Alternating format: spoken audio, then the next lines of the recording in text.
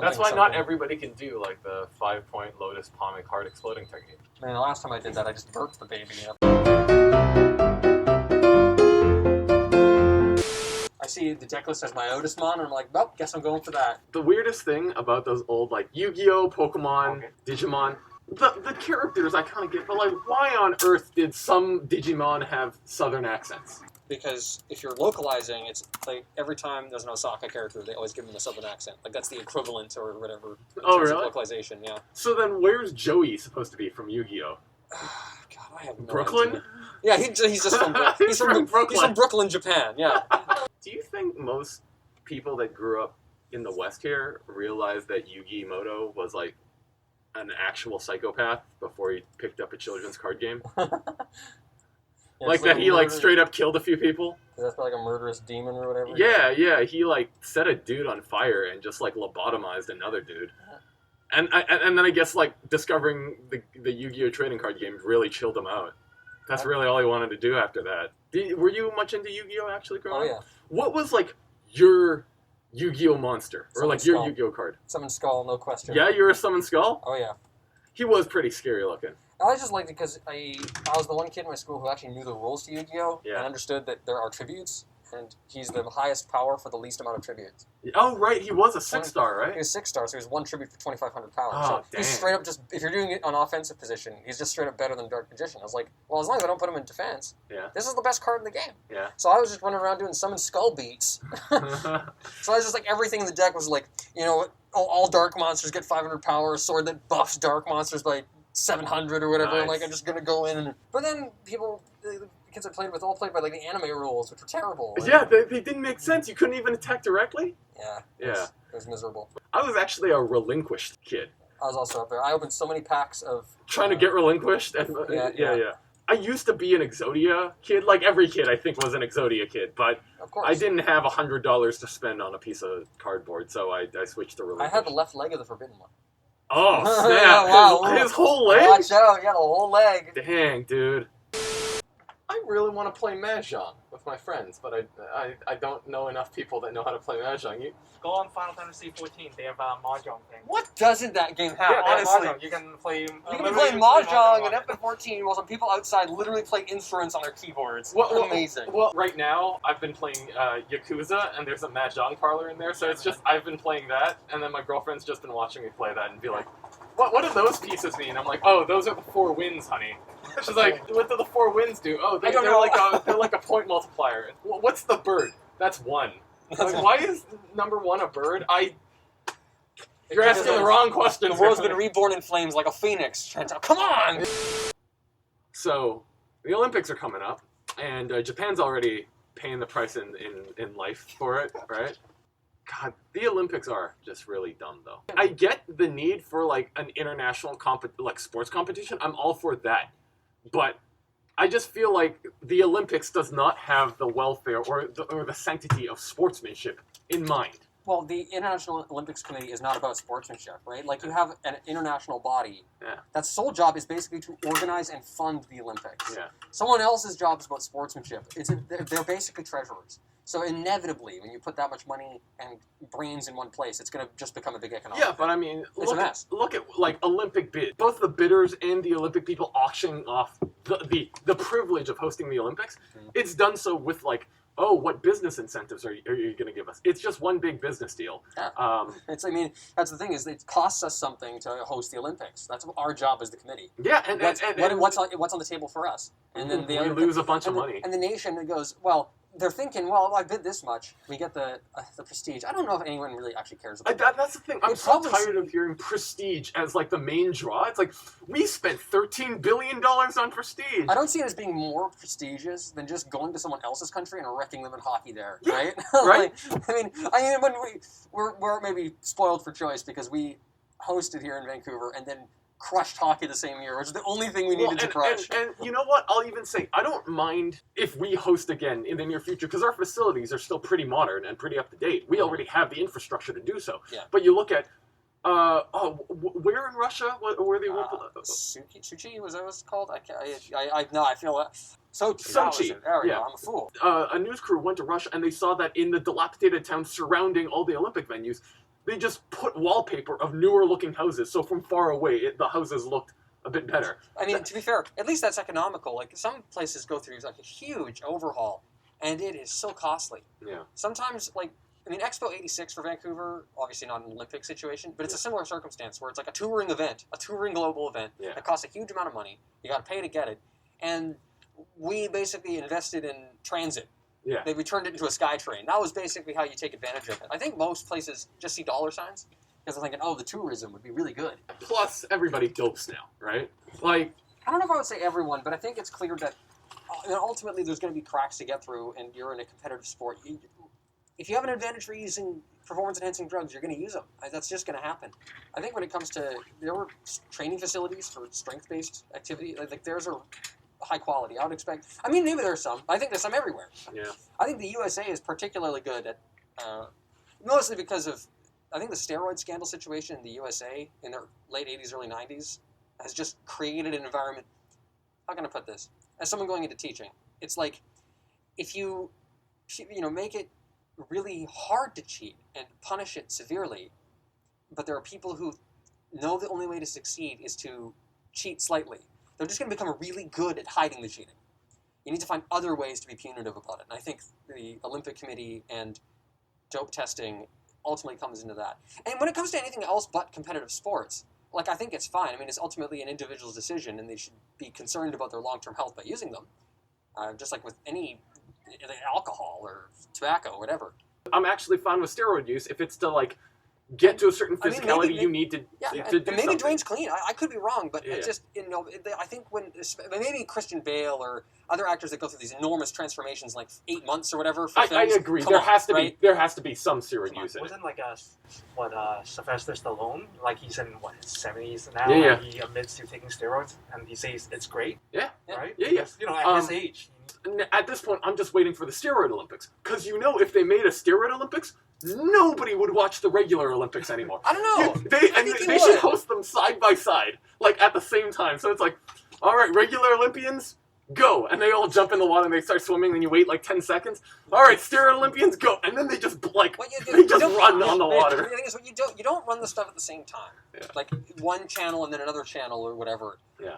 Because then you cannibalize your own viewership. What you do is you do a side-by-side split-screen feed of both events all running at the same time. So that way it's like, okay, here's the super hockey, like the turbo hockey, Super hockey. and like the regular hockey. I just imagine, like, turbo hockey, like one of the hockey players takes a slap shot and it just, like, hits the net and explodes. Just, like, goes through the rink. So are these guys even trying to score? Or, we used it with super hockey, the puck was a distraction. Honestly, it's just modern-day gladiator matches, but they wouldn't let us have... Could you imagine steroid sumo? Just like, it would be like when the Hulkbuster punched, like, the Hulk in their fist, and there was that shockwave that knocked everybody away. Yeah. Yeah, it's another one of those sports where I suspect there's definitely some... Although I think the use of it is different. I think it's the reason, Stallone would cop to it, is that they make really effective... if your muscles grow that quickly, you heal it's really also effectively. getting old too, right? Yeah. Your muscle mass is not going to grow that fast. Yeah, so it keeps you from atrophying. And, Yeah, in fact, I'm actually all for, like, older people doing steroids to stay absolutely. fit. Like, Yeah. I don't know, I get some people are all about longevity, but I would rather die a bit younger, but with a fit body that can do stuff, rather than slowly age until I'm a decrepit skeleton. Well, the thing with my mom is that she has really bad arthritis, and she has to take some steroids so that her arthritis is not that bad. So, old people definitely take steroids to help. And it's fine, like, it's whatever, it's, like, keeps them functional longer, because... my dad doesn't need to take human growth hormone to look like Triple H or whatever. But if he gets to a point where it's like his knees are just not going to work or whatever, it's like, but please, Dad, just take the damn steroids and go walk to the grocery store. Yeah. Like, Kenny Omega, in wrestling, right? Yeah. So he's been pretty banged up, but now he's actually getting better because he's using a lot of stem cell stuff to, help him fix himself. Well, and, like, let's be honest. Obviously it should be the individual's choice. Like, if they don't want to. Yeah, of course. But I don't think it should be, like, illegal or even looked down upon. It's medicine. Like, well, exactly. It's like, it's one thing to use it to cheat, but it's another to use it to keep yourself healthy. Besides, I think a common misconception is people think you inject steroids and then you wake up shredded. It just makes your muscle... Like, you still have to go work out to get that big. Have to work out. It just makes it easier. Yeah. Like having a huge engine in your car doesn't make it win races. You do still have to drive it. Until, AI drivers come on, and then it's just like, NASCAR is like the driver sitting there, Somebody like that sipping were on White inventing AI House. steroids? Holy shit. Oh, steroids. jeez. Technology is amazing. What steroid sport, Olympic sport, would you want to watch? Like, what do you think would be the craziest? Wrestling would definitely be one of, like, people would get... Straight up, everyone looks like Brock Lesnar. Well, I don't know. Yeah. I don't know because wrestling people can get hurt, right? Yeah. Because they don't know how to use their strength. Yeah, yeah. So I wouldn't put it on contact sports, Mm. but things like throwing that hammer thing, Yeah. or how far you can run. Oh, hammer throw. Yeah, Hammer 100 meter throw, right? dash would be insane. It'd be- Just, like, their thighs would look like, I don't even know, like sides of beef. Like, Yeah, but see, then it'd be really, really dangerous, though, because, like, what if you're doing the javelin toss and you just throw it clear of the stadium and it just kills a guy? There was that video on YouTube where that one javelin guy threw it and the referee was running, and the referee took the javelin right in the shoulder. And he's like measuring it on the Yeah, ground. no, consummate professional. He actually, he fell on his knees and he, looked at the mark and threw a flag before he, fell down on the ground. And I'm like, that dude needs to be, the director of javelin referees right there. And we all gotta take a bullet on the job. You know he tells that story at every Christmas party, too. Yeah. And see this right here? That's when I took the javelin, but I remember to... Yes, Uncle Daryl, you tell us every year. You know that guy went on to win the games, right? Yeah, you made the call. Yeah, the javelin you're on. I don't know if you guys have seen this, but it was on Netflix. Extraction, the Chris Hemsworth movie produced by the Russo brothers. The funny thing is, this is the directorial debut of a stuntman. He's been a stunt coordinator, stunt director, stunt man for years, and then he managed to, work his way up, had the right favors, made the right connections, and he got to direct Extraction. And I actually didn't mind Extraction. I actually thought the action and the cinematography was amazing.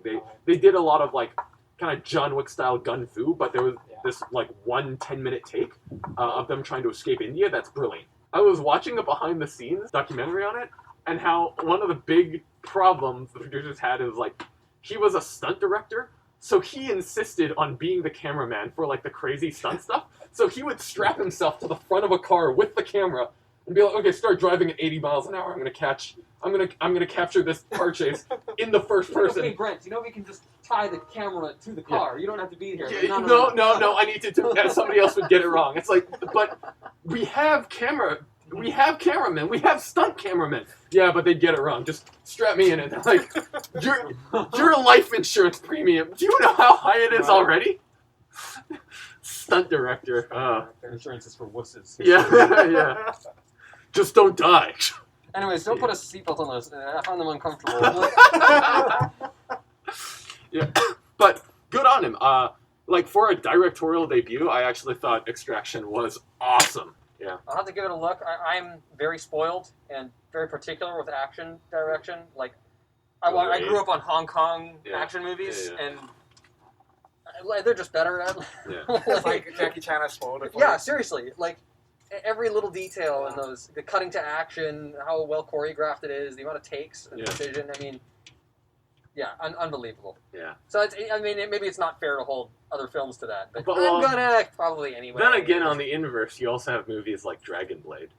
Right. Yeah, where Jackie Chan wears this weird ancient armor and he has a dao, but it's attached to a rubber band or whatever. So he'll throw the sword out to try and stab them and then pull it back, and he'll do these weird flourishes with the rubber band on his wrist. And then his mortal enemy is John Cusack. Oh, I remember this one. It's the fantasy one. Yeah. No, well, the ancient history one. Yeah. I think he's That's the real fantasy, is that he could fight Jackie Yeah, Chan. yeah. And then he's an exiled Roman centurion or whatever, and then he was actually tortured and murdered by Adrian Brody.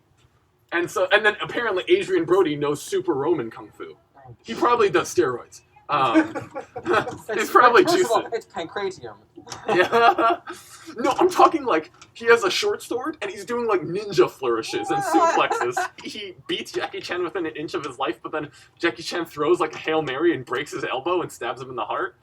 And as he's lying there on the ground bleeding, he goes like this, and he starts singing the Roman national anthem that transitions into the Chinese national anthem. First he broke my elbow, now he broke my heart. Whenever a Chinese person tries to write English dialogue, it's always so bad, it's hilarious. It's just so amusing listening to what Asian people think white people sound like. I mean, to be fair, it goes both ways there. Fair enough. Yeah. But I would say, at least here, they'll let the Cantonese people make up their own dialogue as long as it's close to the script, so we can actually do something mildly authentic. I'm not saying all of them, but I'm saying some of them. Yeah. But like in Dragonblade, you get like, General Lucius is fighting like a real demigod today. I don't think there's a man alive that could stand against our mighty general. I was not born a G.I. Joe fan. I just lucked out that Transformers the movie happened to be at my local video store when I was 7 years old. Did you enjoy any of the Michael Bay Transformers?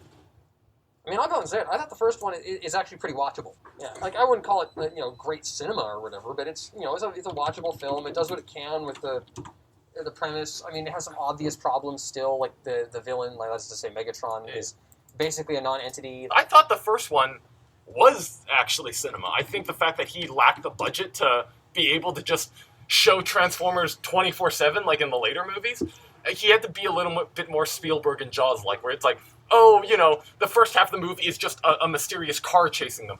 I thought that was way more... There's some cute stuff, too. Like, it's not taking itself too seriously. Like, Barricade's car door in police car is, like, to, destroy and enslave or whatever instead of to protect and serve. I'm like, okay, that's kind of cute. Yeah. It's just that, like, a lot of the action, and this is more of a problem with Bay's style. To me, the problem is not, like, the meme of explosions. It is somewhat poorly framed action. Like, you never feel like you're getting the best shot of the action. Maybe that's intentional to make it feel spontaneous, like you're really there.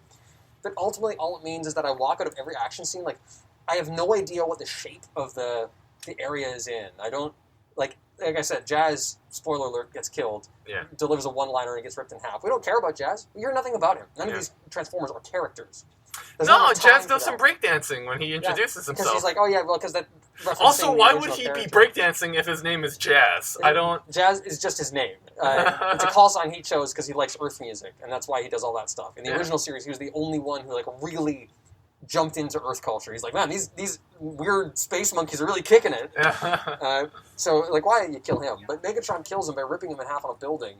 As all this other stuff's going on, and then, the shot, and it's, like, really far away, and you sort of see it muffled amid the cacophony of the scene. Like, no, I want to rip him in half. It's like, what? The whole thing is just very...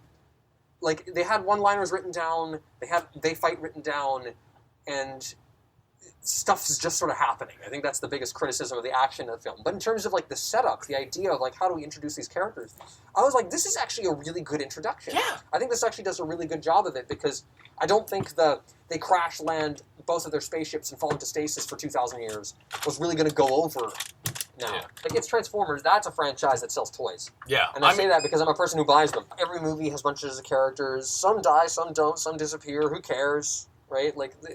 I mean, there's some good ideas, like in one of the later ones. Though, as a Transformers thing, it's kind of a weak gimmick. I like the visual of, like, the ones that turn into, like, nanobots or something. Like, they were, like, nearly liquid. Oh, Galvatron, yeah. Like, that idea is, like, really interesting. You cannot do anything with it in the toys. Like, you just can't. Not yet. What if they managed to make, like, nanobots? Yeah, like, I mean, they're magnetic or some shit, but I mean, yeah, it cost $1 billion, but I mean, so did Fortress Maximus when that was new. But I remember for the longest time, that was like the Transformers Holy Grail, and I think that's changed somewhat now. I mean, it's gotten some Japanese reissues and stuff. It doesn't have the same, like, I come from the Magic the Gathering world where there are some pieces of cardboard they straight up say are never coming back, so they have huge value. Fortress Maximus, if you want the original, it's just a thing. I'm trying to think what the version of that would have been when I was a kid. Like, because, like, before my time, when it was, like, maximum 80s merchandising, would have been, like, the USS Flag for Let It Go G.I. Joe. We've come full circle. Where it's, like, it was, like, a giant aircraft carrier, and it cost, whatever, hundreds of dollars in the 80s. And I'm thinking, man, how many kids own that thing? Like, 10? I remember, for me, the big Holy Grail Transformer was Unicron when it came out. Oh, then the Transformers Armada. Yeah, massive, like, I think it was $100, Yeah. No, 120. It was a lot, even back then. I remember seeing it at the local, I guess it was the Zellers at the time, and they only had 2 on the shelf, and they never moved, because it's like, who buys these things? Did they ever make a Primus Transformer? Yep. Really? Was it as big as Unicron? No, he's a little bit smaller, but he's a similar style, where he turns into basically a sphere of Cybertron, and transforms into the... So you'd think that he would be, like, considerably larger than Unicron, given that he transforms into an entire planet and not like a moon-sized thing. But, Once you get to planet size, I think the scale pretty much has to take a back seat. Man, you know what I forgot? That Cole, the Red Wild Force Ranger, the Red Wild Force Power Ranger, that he went to jail for killing a guy, didn't he? Yeah, I remember we were talking about, it wasn't news at the time, but I remember we were talking about Power Rangers ages ago, and it came up, and we were like, wait, what? Well, the only reason I remember that, apparently he's been released on parole. Really? Like just like last month or something. Really? Yeah. So he spent 5 years in jail for killing a guy. I wonder if when he got into jail, he got his one wild access or whatever. Give me the phone. I do really wonder what the story is there. Like, was it like a crime of passion? Apparently, he had just moved in with a new room. He and his girlfriend had just moved into a new LA apartment with his roommate. Because even with that Wild Force money, he could not afford to own a place in LA, right? So he was still struggling. Same with his girlfriend. And apparently, he claims that the roommate was like on drugs or something, and they had a big argument, and so the roommate got very violent. He and his girlfriend went into their room and locked the door, but when he kicked the door down, he grabbed the sword and stabbed him with it. Oh my god, that's not the story I expected from that. Yeah, and called the police, and I think... So at that point you are admitting to... He wasn't convicted of murder. I think he was convicted of manslaughter. Which is, it's in self-defense. Yeah, self-defense manslaughter, but that the self-defense charge, I guess, didn't really defend him fully because he was, like, I guess, purportedly being belligerent too. Yeah. Yeah. Like, they were having an argument, and then one got violent, so he stabbed the guy. What a situation. Yeah. Should have just called the other Red Rangers to help him. Please get out your battleizer. Yeah, right? Wait, did he have a battleizer? What was his battleizer? I can't remember. There was like 3 Red Rangers with battleizers. Oh, he had the friggin' Phoenix thing. Yeah, and then Carter had the rollerblades, right? Oh god. No, it was a Carter Time was Force like guy. Hey, Carter had like the giant. Yeah, Carter just strapped a motorcycle to his chest. It was the Time Force one that had the rollerblades, the tactical rollerblades. Oh god, yeah. Nice Minecraft hands, dude. You're gonna do some really good mining with those. And then I'll craft them. Oh, what? Both? Both of those things in one game? Perish the thought. Yeah. You'll never do it! Just give up! You'll never both craft and mine at the same time. Oh, this sounds like the trailer for this movie. The Mojang biopic? Yeah. It's just like his dad's like a drunk, but like not abusive, just like, you listen to me, kid. You think someday you can mine and craft? Making pickaxes out of diamonds. Ridiculous. It'll never happen. Yeah, go look for some real dreams. Be an engineer or, you know, an engineer. Someone who mines or crafts. Not and or. Yeah, not both.